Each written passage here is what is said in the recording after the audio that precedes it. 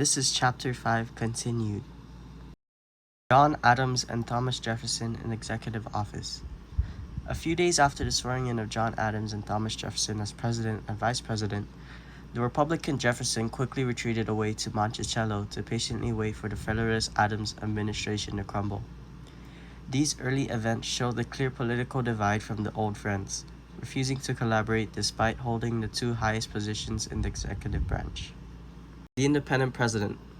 Following these events, Adams would also come to find his own cabinet of no use, as they were loyal to Alexander Hamilton, who was also a Federalist. These divides, even with people in the same party, would force Adams to become a quote-unquote independent president, only relying on his wife as his cabinet and council. French tensions and the XYZ affair. During Adams' presidency, war loomed the nation as hostilities with French and American ships continued to escalate.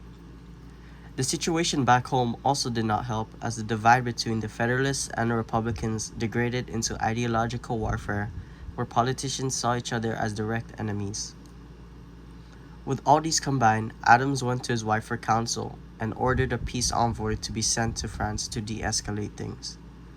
This envoy would later be turned down by the French Foreign Minister Talleyrand. However, despite turning the envoys down, Talleyrand sent 3 French operatives to demand a bribe to continue with the peace treaties. This would later be known as the XYZ affair. Impulsive Adams. Following all the political attacks and misinformation against Adams and the XYZ affair, he would be known as Impulsive Adams. Being a so-called independent president who was disconnected from the shifts of politics would turn out to be good for Adams in a moment that earned him the name of Impulsive from his critics. Adams' best decision of his career was ironically made when he was the most alone, because his chief advisor, his wife, was sick. Based on the information given by Adams' brilliantly placed delegates, he decided to send a second peace envoy to France without consulting other officials or Congress.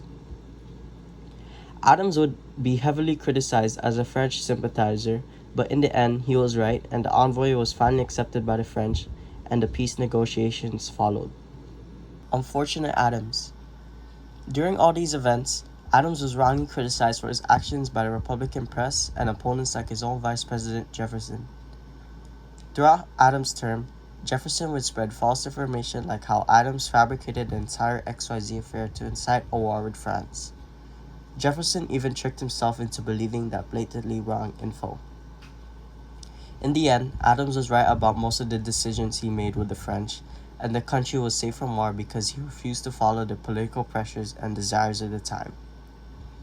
Unfortunately, Adams' resolve for the greater good of the nation was not seen, and the misinformation and unjust criticism overshadowed him during the re-election run. Adams was also not able to secure re-election because Jefferson, who was doing virtually nothing as vice president, was given time to better organize the Republican Party and secure votes.